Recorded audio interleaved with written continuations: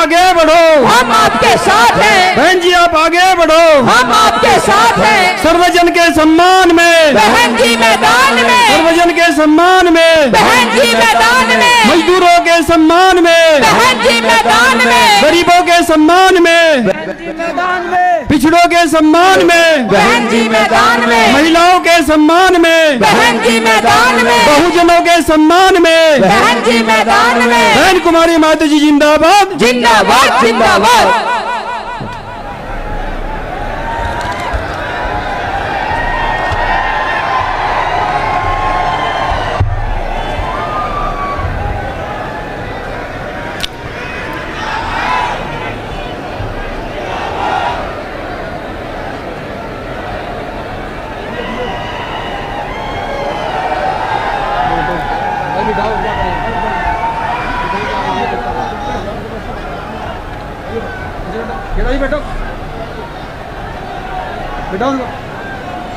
सम्मानित साथियों,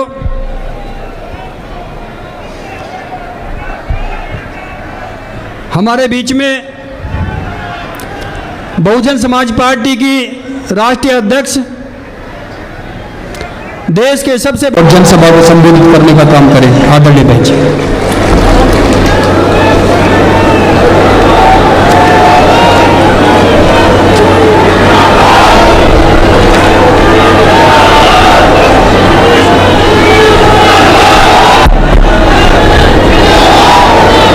इसको बंद करो।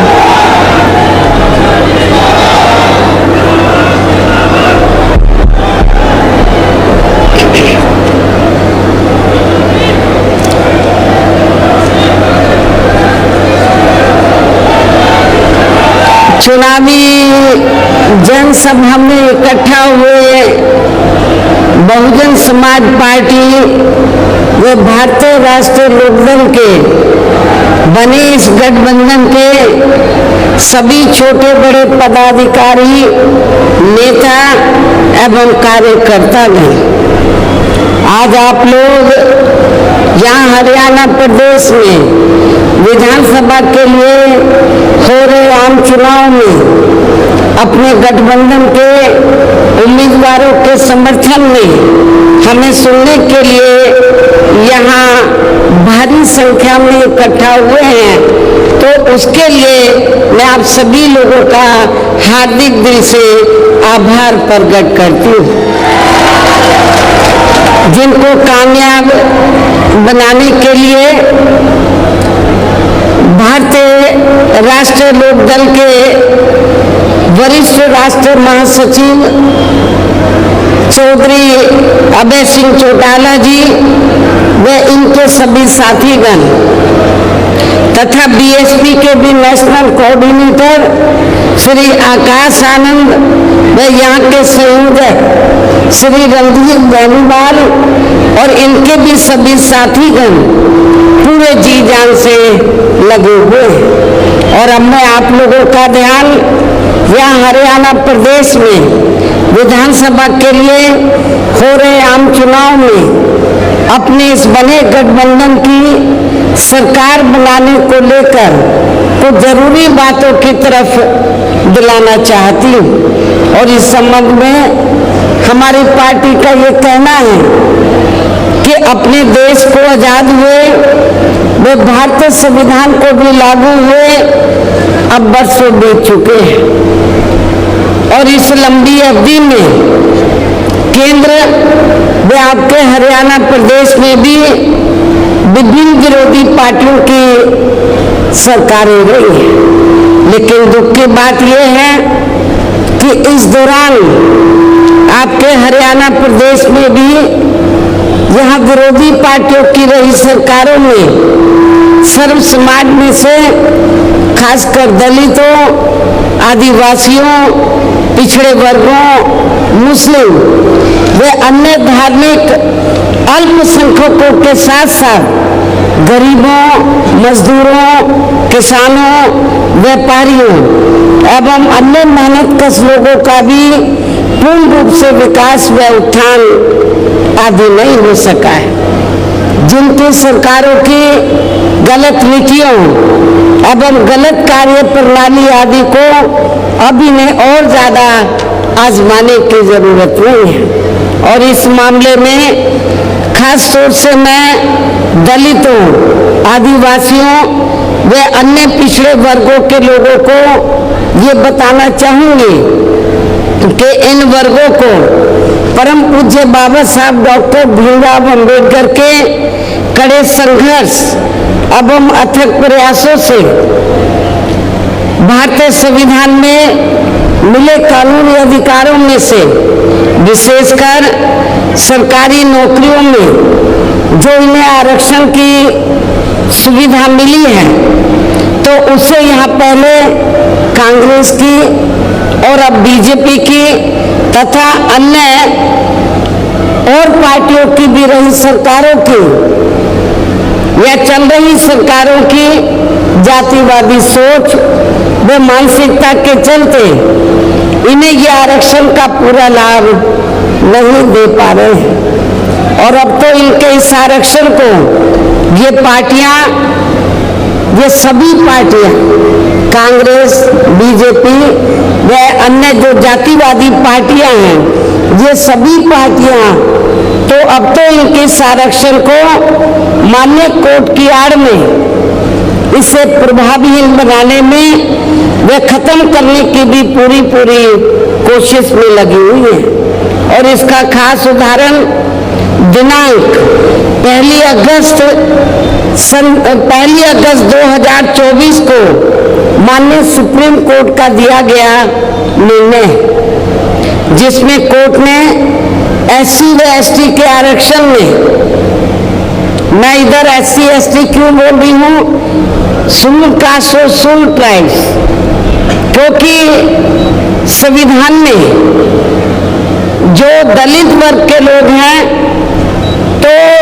संविधान में दलितों के लिए तो हरिजन लफ्ज का इस्तेमाल नहीं किया गया है,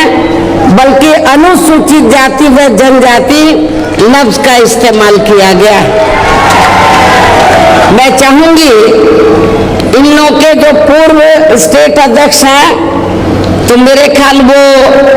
भारतीय संविधान को जरूर स्टडी करें, पढ़ें और ये देखें कि अनुसूचित दलितों के लिए क्या लफ्ज इस्तेमाल किया गया है। तो मुझे क्या लगता है, ये बाबा साहब के बारे में इनको जानकारी है, लेकिन ये भी जानकारी लेनी चाहिए कि SC ST के लिए क्या लफ्ज इस्तेमाल किया गया है। क्योंकि मुझे याद है सन 1977 में जब मैं वकालत की पढ़ाई कर रही थी, LLB फर्स्ट ईयर की स्टूडेंट थी, दिल्ली यूनिवर्सिटी से पढ़ रही थी। 1977 में जनता पार्टी की सरकार बनी और इन्होंने वोट क्या कह के लिया था कि हम स्वर्गीय श्री बाबू जगजीवन राम जी को देश का प्रधानमंत्री बनाएंगे, जिसको कांग्रेस ने नहीं बनाया। कांग्रेस ने भी नहीं बनाया जिनको, और जनता पार्टी ने भी नहीं बनाया 77 में। तो दलित वर्ग के लोग, अनुसूचित जाति जनजाति वर्ग के लोग पूरे देश में बहुत नाराज थे, खफा थे। तो उस समय उन्होंने दिल्ली में एक 3 दिन का जाति तोड़ो सम्मेलन रखा और उसमें ऑल इंडिया की तरफ से, तो यूथ की तरफ से, नौजवानों की तरफ से मुझे उन्होंने इनवाइट किया बोलने के लिए। और जब मैं उस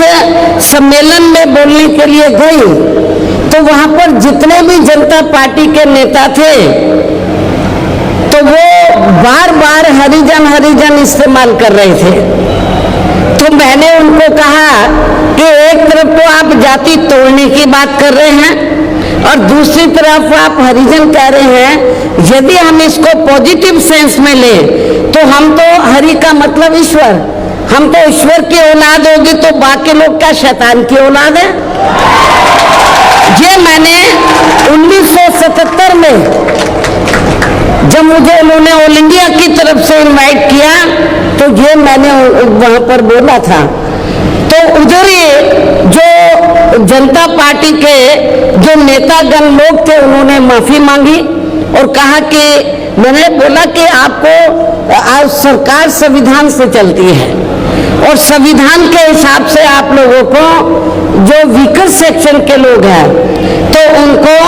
अनुसूचित जाति जनजाति और अन्य पिछड़ा वर्ग बोलना चाहिए, तो ये ज्यादा बेहतर होगा। उनको रियलाइज करना पड़ा और ये कहना पड़ा कि बहन जी जो बोल रही है वो सही बोल रही है। तो मैं आपको ये बताना चाह रही थी, माननीय सुप्रीम कोर्ट ने भी 1 अगस्त 2024 को इसी वर्ष माननीय सुप्रीम कोर्ट का दिया गया निर्णय है रिजर्वेशन को लेकर, जिसमें माननीय सुप्रीम कोर्ट ने तो उन्होंने हरिजन नहीं बोला, ये जजमेंट आप उठा के देख लो, तो उन्होंने SC व ST के आरक्षण में वर्गीकरण व क्रीमी लेयर आदि को लागू करने की बात कही, जो नहीं होना चाहिए था। SC ST को जो रिजर्वेशन मिला है परम पूज्य बाबा साहब डॉक्टर अंबेडकर के अथक प्रयासों से, उस रिजर्वेशन में अभी तक उसमें कोई अलग से रिजर्वेशन नहीं था जो बाबा साहब ने व्यवस्था की थी। SC ST के लिए रिजर्वेशन है तो SC ST के लोगों को रिजर्वेशन मिलेगा, लेकिन रिजर्वेशन में से रिजर्वेशन की व्यवस्था बाबा साहब ने नहीं की थी। और रिजर्वेशन में से रिजर्वेशन का मतलब है सुन कास्ट को आपस में लड़ाना, SC ST को ये लड़ते रहे कि इसको कम मिला इसको ज्यादा मिला है, जो ये नहीं होना चाहिए था, जो ये नहीं होना चाहिए था। लेकिन दुख की बात है कि सेंटर की ओर से बीजेपी की सरकार है, सेंटर के में उनकी ओर से सरकारी वकील खड़े हुए, कांग्रेस के भी वकील खड़े हुए और भी वकील खड़े हुए, उन्होंने माननीय सुप्रीम कोर्ट की हाँ में हाँ मिलाई, तो जिसकी वजह से तो जो देश में SC ST वर्ग के लोग हैं तो उनको आरक्षण में उनके आरक्षण में वर्गीकरण व क्रीमी लेयर आदि को लागू करने की बात उन्होंने कही, जो ठीक नहीं था। इस निर्णय से हमारी पार्टी बिल्कुल भी सहमत नहीं है। और यदि इन वर्गों के आरक्षण के मामले में केंद्र की वर्तमान भाजपा सरकार, जो बीजेपी भी कहती है कि हम आरक्षण के पक्षधर हैं, तो यदि इन वर्गों के आरक्षण के मामले में केंद्र की वर्तमान भाजपा सरकार की भी नीति व नीयत साफ होती, तो फिर ये सरकार माननीय सुप्रीम कोर्ट के आरक्षण को लेकर आए इस निर्णय को बिना कोई देरी किए हुए उसे निष्प्रभावी बनाने व पूर्व की स्थिति में लाने के लिए संसद का विशेष सत्र बुलाकर फिर संवैधानिक संशोधन विधेयक जरूर लाती और उसे विपक्ष को साथ में लेकर पास भी जरूर कराती। और इतना ही नहीं बल्कि इसके लिए कांग्रेस व इनके इंडिया गठबंधन ने अभी तक भी केंद्र सरकार पर कोई दबाव नहीं बनाया। ना तो केंद्र में बीजेपी की सरकार संवैधानिक संशोधन विधेयक लाई इस जजमेंट के खिलाफ, और ना ही इंडिया गठबंधन ने, बाहर तो वो दबी जबान में कहते हम आरक्षण के पक्ष में हैं, लेकिन पार्लियामेंट के अंदर उन्होंने इसके लिए कोई आवाज नहीं उठाई। और ऐसा करना तो बहुत दूर की बात रही, बल्कि इन्होंने माननीय सुप्रीम कोर्ट के इस निर्णय पर, इस आए निर्णय पर अभी तक कुछ भी खुलकर नहीं बोला है। और इस मामले में केंद्र की भाजपा सरकार व अधिकांश सभी विरोधी पार्टियां अभी तक भी चुप्पी साधे हुए हैं। यहाँ मैं ये भी बता देना चाहती हूँ कि माननीय कोर्ट ने SC ST आरक्षण में वर्गीकरण करने व क्रीमी लेयर आदि को भी लागू करने का ये कार्य अब पहले संसद के पास था, राष्ट्रपति के पास था, लेकिन अब ये कार्य भी इन्होंने राज्य सरकारों के ऊपर छोड़ दिया है। हर स्टेट में राज्य सरकारों के ऊपर छोड़ दिया है, जो वो अपने हिसाब से इसका पूरा राजनीतिक फायदा भी उठाएंगे। उनके ऊपर है किसको कितना आरक्षण देना है, SC ST में से किसको कम देना, किसको ज्यादा देना है। किसको नहीं देना है, पहले संसद और पार्लियामेंट के पास ये पहले संसद और प्रेसिडेंट के पास पावर थी, लेकिन इस जजमेंट में माननीय सुप्रीम कोर्ट ने ये पावर भी राज्य सरकारों को दे दी, जो अब अपने हिसाब से इसका पूरा राजनीतिक फायदा भी उठाएंगे। साथ ही इसकी आड़ में इन वर्गों को बांटकर इन्हें आपस में भी खूब लड़ाएंगे। अर्थात अब ये पार्टियां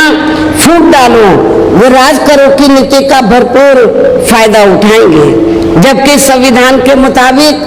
किस जाति को एससी व एसटी की सूची में शामिल करना है या नहीं करना है, तो इसका ये अधिकार अभी तक केवल संसद व माननीय राष्ट्रपति जी को ही दिया हुआ था, जिसे 1 अगस्त 2024 को माननीय सुप्रीम कोर्ट के आए निर्णय के जरिए इसे अब वापस लेकर सीधे ही राज्य सरकारों को दे दिया है, जिससे अब इन वर्गों के साथ काफी नाइंसाफी होगी। अर्थात इनका भी आरक्षण ना के बराबर ही रह जाएगा। दलितों का, एससी एसटी का, अनुसूचित जाति व जनजाति का अब ये आरक्षण ना के बराबर ही रह जाएगा। और अब तो कांग्रेस के राहुल गांधी ने भी, कांग्रेस के श्री राहुल गांधी ने भी विदेश में जाकर इनके सभी आरक्षण को आगे वक्त आने पर खत्म करने का भी ऐलान कर दिया है। इससे साफ जाहिर है कि आपका आरक्षण बहुत खतरे में है। बाबा साहब डॉक्टर अंबेडकर ने आरक्षण शेड्यूल कास्ट में जितनी जातियां आती हैं सबको दिया था। उन्होंने केवल एक जाति को नहीं दिया था, उसमें विभिन्न जातियां हैं, सब कास्टें हैं जो सामाजिक, शैक्षणिक और आर्थिक क्षेत्र में पिछड़ी हुई हैं। तो शेड्यूल कास्ट का मतलब क्या है? एक शेड्यूल बनी, उनकी एक सूची बनी, तो उसके आधार पर उन जातियों को शामिल करके तो जब ये इन लोगों को ये रिजर्वेशन दिया है एससी एसटी में, उसमें एक ही जाति नहीं आती है, उसमें विभिन्न जातियां आती हैं। तो जिसका नाम क्या दिया बाबा साहब ने, एक सूची बनाई, शेड्यूल कास्ट, शेड्यूल ट्राइब्स। इसलिए इन वर्गों के लोगों को बाबा साहब डॉक्टर भीमराव अंबेडकर द्वारा जो इन्हें, इन सभी वर्गों के लोगों को, एससी एसटी में जो विभिन्न जातियां आती हैं, तो इन वर्गों के लोगों को बाबा साहब डॉक्टर भीमराव अंबेडकर द्वारा जो इन्हें आरक्षण का ये संवैधानिक अधिकार दिया है, तो इसे बचाने के लिए अब यह हरियाणा प्रदेश में हो रहे विधानसभा चुनाव में इन वर्गों को, ऐसी सभी आरक्षण विरोधी पार्टियों को अपना कतई भी वोट नहीं देना है। ऐसे आरक्षण विरोधी पार्टियों को अपना कतई भी वोट नहीं देना है जो ये पार्टियां माननीय सुप्रीम कोर्ट के आए इस निर्णय को बिल्कुल भी बदलने के लिए तैयार नजर नहीं आती हैं। अर्थात इस मामले में केवल ये पार्टियां इन वर्गों को गुमराह करने में ही लगी हैं। ऐसी स्थिति में अब इन वर्गों को यहाँ विधानसभा के हो रहे आम चुनाव में अपने बने इस गठबंधन की ही सरकार बनाकर इसे लागू होने से तब तक लटकाकर व रोक कर रखना है जब तक केंद्र व विपक्ष द्वारा इस निर्णय को संवैधानिक संशोधन के जरिए खत्म करके इसे पुरानी स्थिति में बहाल नहीं कर दिया जाता है। इसलिए ऐसी स्थिति में अब आप लोगों को एक तरफा अपना वोट केवल बीएसपी व इनेलो के बने अपने इस गठबंधन को ही देना है, ताकि सत्ता में आकर यहाँ के स्टेट में माननीय सुप्रीम कोर्ट के आए इस निर्णय पर कुछ हद तक अंकुश लगाया जा सके। इतना ही नहीं बल्कि केंद्र व राज्यों में कांग्रेस, बीजेपी व अन्य जातिवादी पार्टियों की रही सरकारों ने इनका आरक्षण का कोटा अभी तक भी पूरा नहीं भरा है, जिसे फिर अंत में किसी न किसी रूप में सामान्य वर्गों को ही दे दिया जाता है। पदोन्नति में आरक्षण को तो उन्होंने मान्य कोर्ट की आड़ में काफी हद तक खत्म ही कर दिया है। इसके साथ ही केंद्र व राज्यों की भी सरकारों द्वारा इन वर्गों के लोगों को प्राइवेट सेक्टर में आरक्षण दिए जाने की व्यवस्था किए बिना ही इनके ज्यादातर सरकारी कार्य अब यहाँ प्राइवेट सेक्टर के जरिए ही देश के अधिकांश बड़े बड़े पूंजीपतियों व धन्ना सेठों को ही दिए जा रहे हैं, जिसके कारण आपके यहाँ हरियाणा प्रदेश से पूरे देश में अब इन वर्गों के लोगों को आरक्षण का बहुत कम ही लाभ मिल पा रहा है। और इससे अब पूरे देश में दलितों व आदिवासियों के साथ साथ अन्य पिछड़े वर्गों का भी काफी ज्यादा नुकसान हो रहा है। आपके हरियाणा प्रदेश में SC ST की तरह जो OBC वर्ग के लोग हैं, अन्य पिछड़े वर्ग के लोग हैं, इनकी भी काफी तादाद है। जबकि अन्य पिछड़े वर्गों के लोगों को ये भी मालूम होना चाहिए कि इन्हें मंडल कमीशन की रिपोर्ट के तहत आरक्षण की ये सुविधा केंद्र में कांग्रेस पार्टी की रही सरकार में, बल्कि BSP के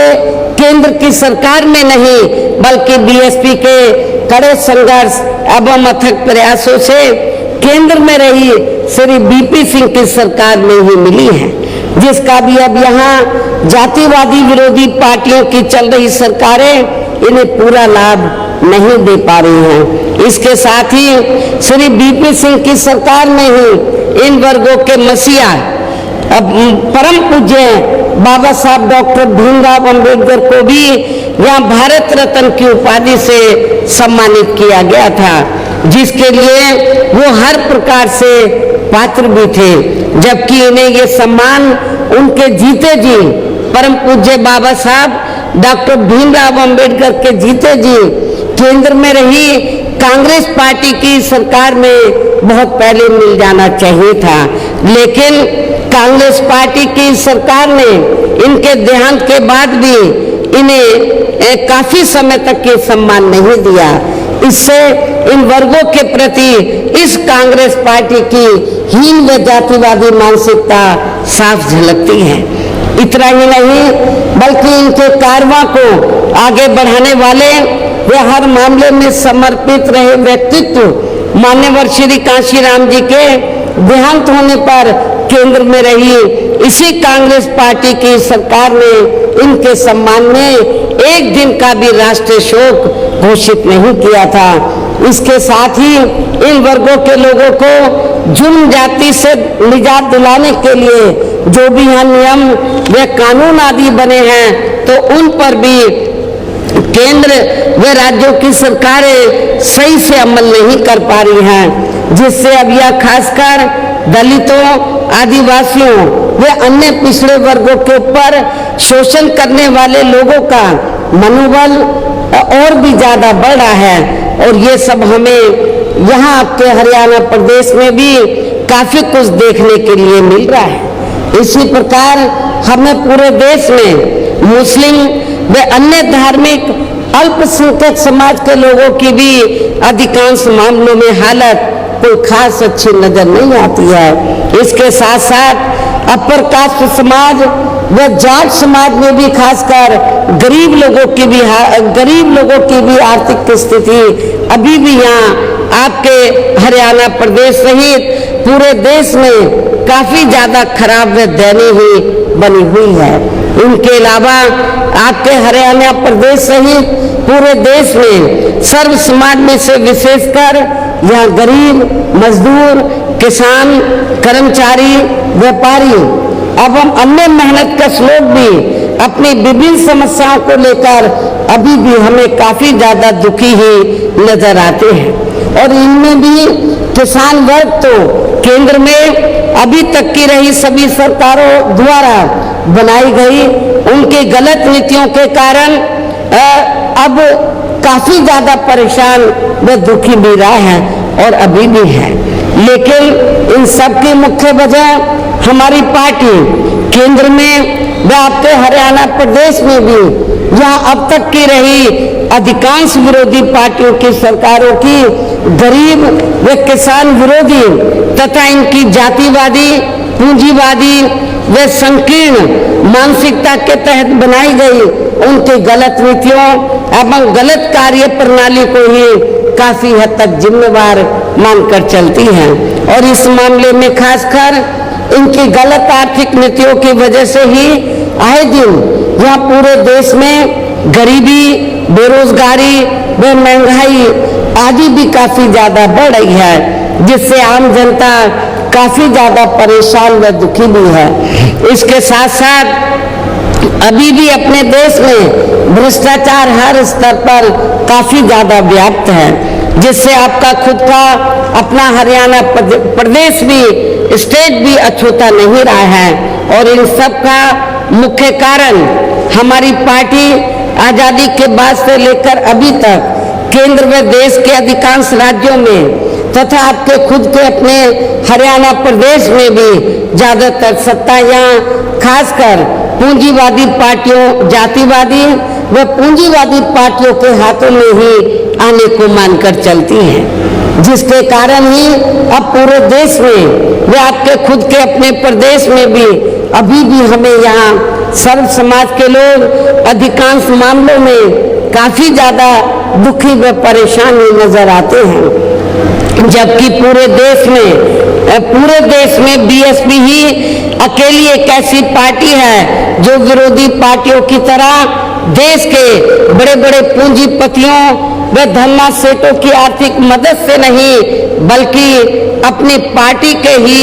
आम कार्यकर्ताओं की आर्थिक मदद से चुनाव लड़कर यहाँ केंद्र व राज्यों की भी सत्ता में आना चाहती है, ताकि हमारी पार्टी सत्ता में आने के बाद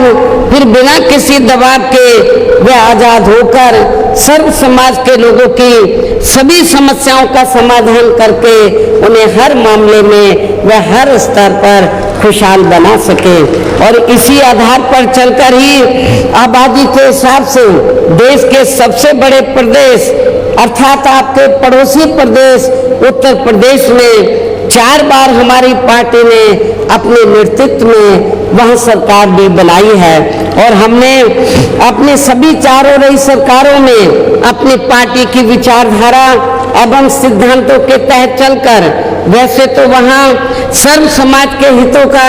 पूरा ध्यान रखा है, लेकिन सभी मामलों में प्राथमिकता पहले हमने वहाँ सर्व समाज में से विशेषकर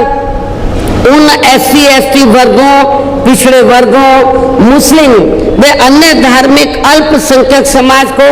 तथा गरीब एवं असहाय लोगों को ही दिया है, जिनकी वह हर मामले में व हर स्तर पर सभी विरोधी पार्टियों की रही सरकारों में उनकी हीन, जातिवादी, संकीर्ण व पूंजीवादी सोच होने के कारण काफी ज्यादा उपेक्षा की गई है। इसके साथ साथ हमने उत्तर प्रदेश में गरीब एवं बेरोजगार लोगों को दूसरी पार्टियों की रही सरकारों की तरह मामूली सा बेरोजगारी भत्ता न देकर उन्हें बड़ी तादाद में सरकारी एवं गैर सरकारी क्षेत्रों में स्थायी रोजगार भी उपलब्ध कराए हैं। इसके साथ ही गरीब भूमिहीन लोगों को खेती करने के लिए हमने उन्हें फ्री सरकारी जमीन भी दी है तथा गरीब आवासहीनों को भी तो 2-2 कमरों के फ्री सरकारी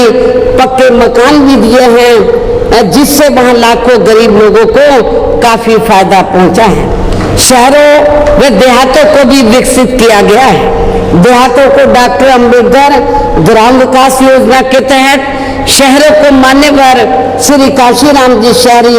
समग्र विकास योजना के तहत इनको डेवलप किया गया,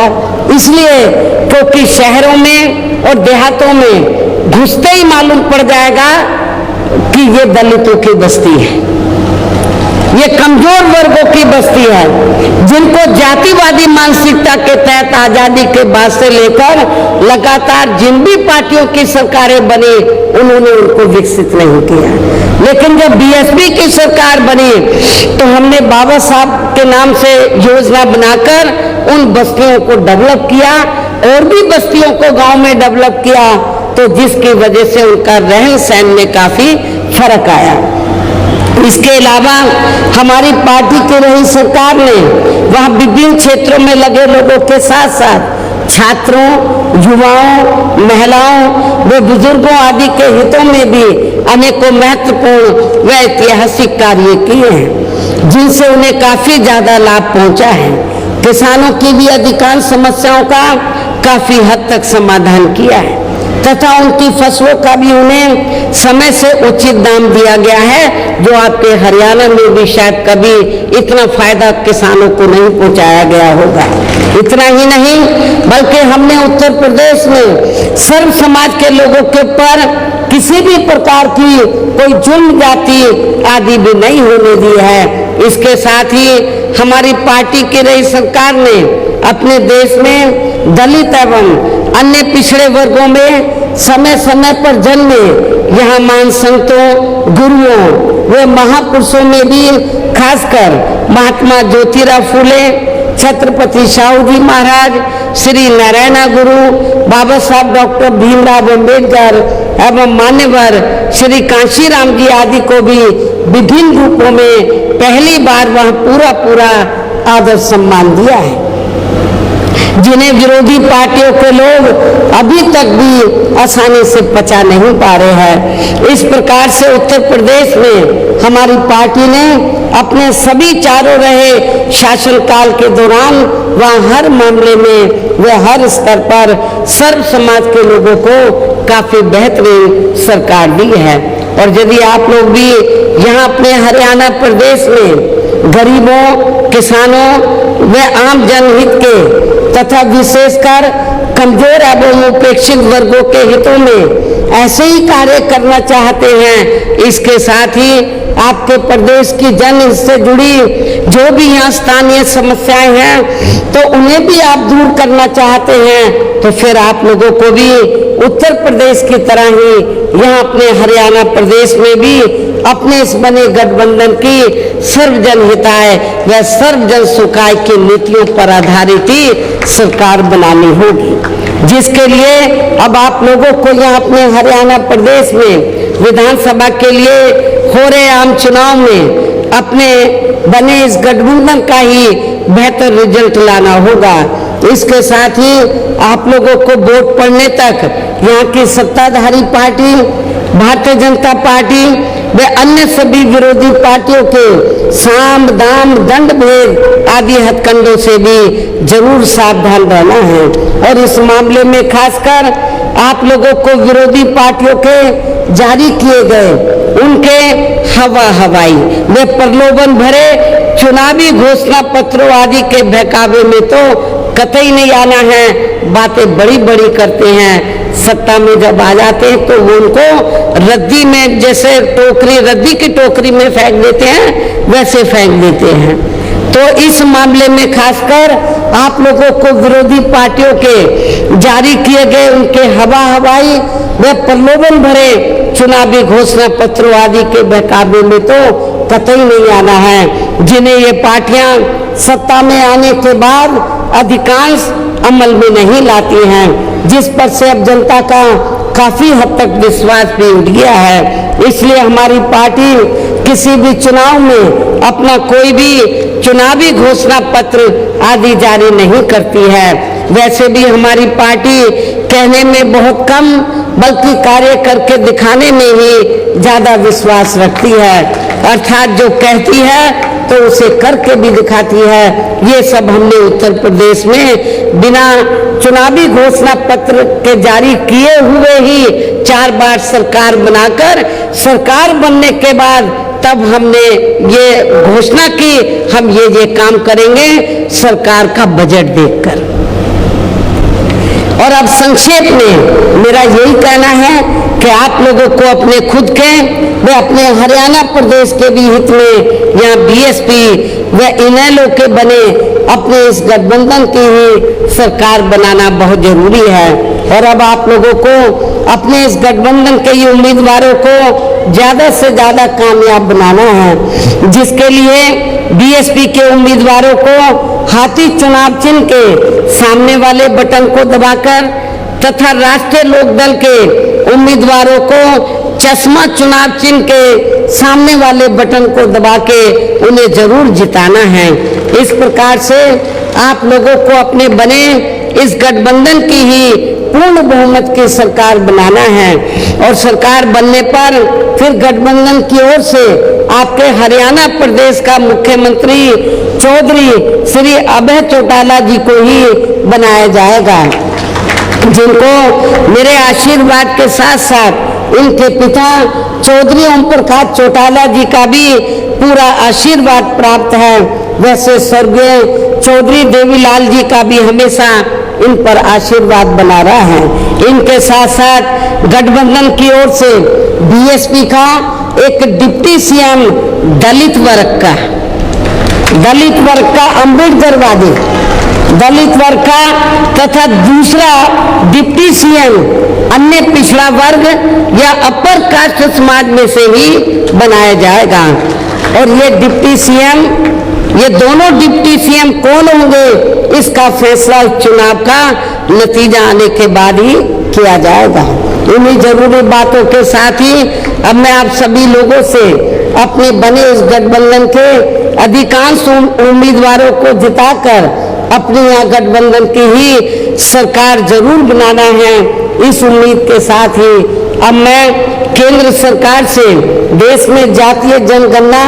कराने के लिए भी विशेष अनुरोध करती हूँ, जिसको पहले केंद्र में रही कांग्रेसी सरकार ने और अब वर्तमान में चल रही बीजेपी की सरकार ने भी इसे अभी तक भी लटका के रखा हुआ है, जो उचित नहीं है। इसके लिए